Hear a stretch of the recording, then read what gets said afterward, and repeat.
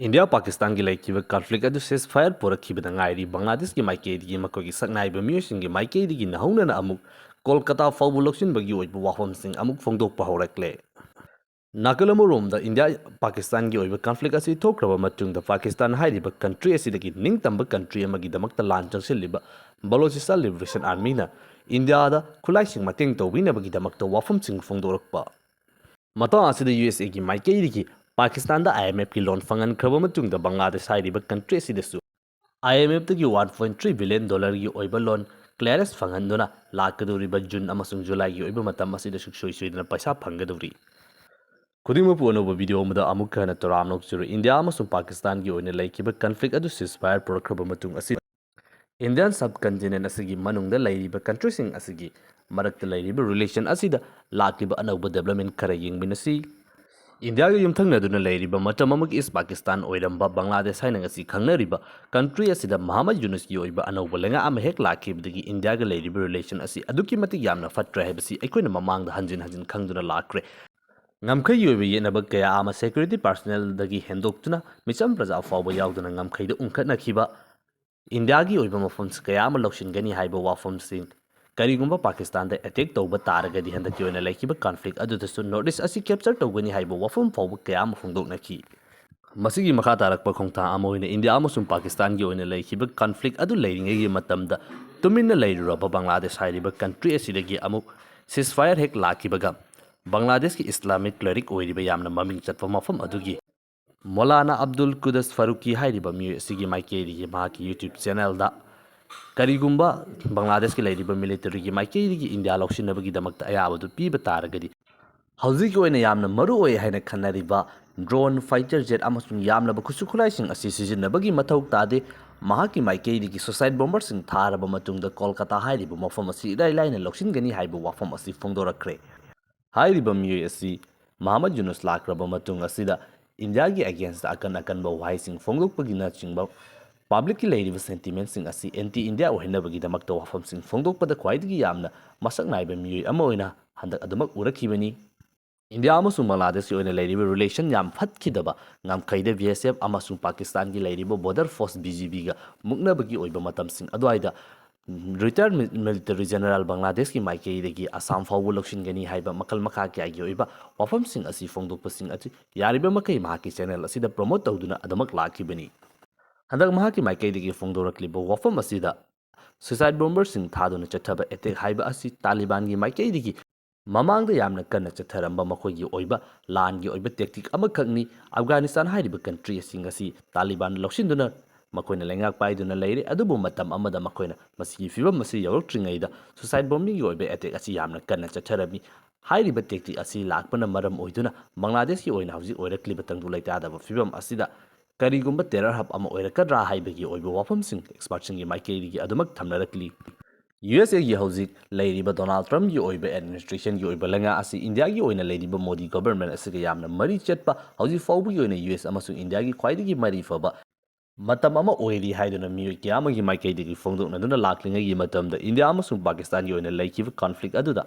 Pakistan हाइरिबा country असि माइकेदगी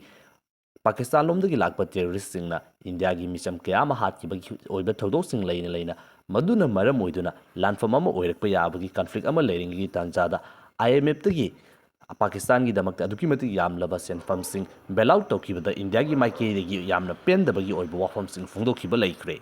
India अमसुंग Pakistan की ओइना लैखिबा conflict अदु US की माइकेदगी मेडिएट तौदुना लोइसिनखिबनी हाइबा वाफमसिंग फोंदोक्तुना इंडिया बु माइथिबगी मौंग अमदा फोंदोखिबदा नत्तना इंडिया की ओइना बाइलेटरल इशूनी हाइदना लैरिबा कश्मीर की ओइबा इशू असिदा डोनाल्ड ट्रम्प की माइकेदगी चाही लिसिंग हेलबा इशूनी महाकी माइकेदगी मतेंग तौदुना मसिगी मतंगदो वारी सादुना लोइसिनजे हाइबा वाफम कयाम ट्रम्प की माइकेदगी हंजिन हंजिन फोंदोरकपदगी इंडिया की ओइना लैरिबा सेंटिमेंट असी अहोंबा खरा उबा फंगलिबनी मसिगुमलबा मतम असिदा बांग्लादेश हाइरिबा कंट्री असिगा इंडिया गा लैरिबा रिलेशन असिसु अदुकी मतिक यामना फट्रिबनी पाकिस्तान दा IMF की ओइबा लोन अदु पिथोखिबगी ओइबा इंडिया की पेनबा लैरिङैगी मतम असिदा बांग्लादेश हाइरिबा कंट्री असिगी ओइनसु अमुक $1.3 billion की ओइबा IMF की लोन अदु US ना होनदुना क्लियरेंस फंग्रे हाइरिबा मतम असिगी यामना चानना बांग्लादेश हाइरिबा कंट्री असिगी माइकेदगी मकोइगी ओइना लैरिबा मसक नाइबा मिवी अमगी माइकेदगी नहौनना अमुक Kolkata suicide bombers thajinduna attack chathabagi oibo wafamsing asi nahunana amuk fongdorakli masina maram oiduna USA gi maike India gi yumthangnabada leiriba India ga mari falaktaba mafamsing asida mateng pangsinge yauna pangsinduna India bu challenge tawribra haibagi oibo wahangsing yamna kan hangarakli matang asida hauji India amasung Pakistan gi oina leiribal conflict adudi ceasefire porakre adubu India amasung Pakistan gi oina leikiba lanfam aduna maram oiduna matam kuinadagi Pakistan gi tokhaiba country ama oijage hairiba Pakistan hairiba country sigi khwaidigi yamna chawba province ama oiriba Balochistan hairiba kam mafam asibu liberate tawgani hairiba Balochistan Liberation Army gi oiba khongjang asi aduki matik yamna mapangal kankalakre Mamangdasu train singba hijek tawbagi oiba achau achauba attacking adama chathakre adubu India amasung Pakistan gi oiba conflict asi lakraba matungda Pakistan Army singi matakta Balochistan Liberation Army gi maikay dagi chatharakhiba attack asi aduki matik yamna mapangal kankre aduga hauzik lairakliba fibam asida Balochistan hairiba mafam asi tonganba country amani haiduna masana laukthokcheduna Republic of Balochistan haiba country ama oire haiduna hauzik asi laukthokpaga loinana 1971 gi matamda India amasung Pakistan gi oina Songnakhiba lanfam aduda Pakistan lalmisingna maithibadagi India da surrender tawkhiba khulai listing maudraga manga adu Balochistan Liberation Army da sinabiyu haiduna makhoigi maikaidigi mateng nirakli masida sunatana haujiki oina lairakliba fibam asida BLA gi maikaidagi Pakistan hairiba country asi kaidawnungda thajaganu haiba wafam asi fongdokpaga loinana Republic of Balochistan haiduna makoina anauba country ama oire haiduna masana laukthok chariba asida India gi maikaidagi recognize tawbiduna makoigi oiba embassy ama New Delhi da hangdok pinabagi damakta wafam sing fongdokpaga loinana changsiliba lanfam asida makoigi mateng tawbi haiba India da yamna chawba mateng ama niri masigumlaba matam asida India gi foreign minister hauji Taliban gi oina leiriba Afghanistan gi government asiga officially unaduna wari sanaba haukhre Handak Pahalgam gi oina chatharakiba attack adubu yaningde haiduna condemn tawrakliba country kayasing adugi manungda nauna Afghanistan gi lenga oirakliba Taliban hairiba kangbu asigi maikeidagi su condemn tawduna hairiba thawong adubu yaningde haiba wafum fawbo fongdokpa aikhoina tava fangki masidasu natana India amasung Pakistan gi oina lakiba conflict adugi matangdasu regional stability da akaiba lakpa yai haiba wafam sing fawbo makhoigi oina fongdokpa laiki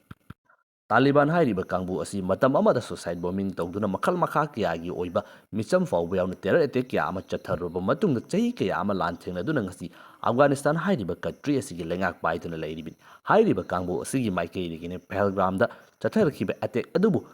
regional stability da akaiba lakpa yai madugumlaba thaba adu afava natte haiduna condemn tawraklibasi aduga Pakistan hairiba country asigi leiriba lenga asina ihanana Talibanna lengak pairakpa matamda recognize tawkhiba makhoida mateng pangkhiba asi madugi matungda Afghanistan gi oina leiriba Taliban government amasung Pakistan gi oina leiriba government anigi marakta yamna chawba muknaba lanfam fawba thokpa yabagi fibam leikhre Pakistan lengaki maikeigi fongdokliba wafam asi Afghanistan da leiriba Taliban government na hauji Pakistan hairiba country asidasu lenga overthrow tawduna lengak semgani haiduna leiriba TTP hairiba Taliban group asibu mateng tawi haibagi oiba marana sini Hauji Pakistan hairiba country asidagi tokhaiba country ama taliba Balochistan Liberation Army asibu India amasung Afghanistan da leiriba Taliban gi maikaidigi support tawi haiba wafam asi Pakistan gi maikaidigi hanjin hauji fawbu fongdoktuna laklibani masigumnaba matam asida Afghanistan gi leiriba Taliban government ke India gi government official oiriba ministry gi oiba level da external minister ko unaduna wari sanakre Hauji Afghanistan da leiriba Taliban gi oiba government asi India gi maikeri ki recognize tawdri tawbutabu back channel da adumak wari sanaduna laklibani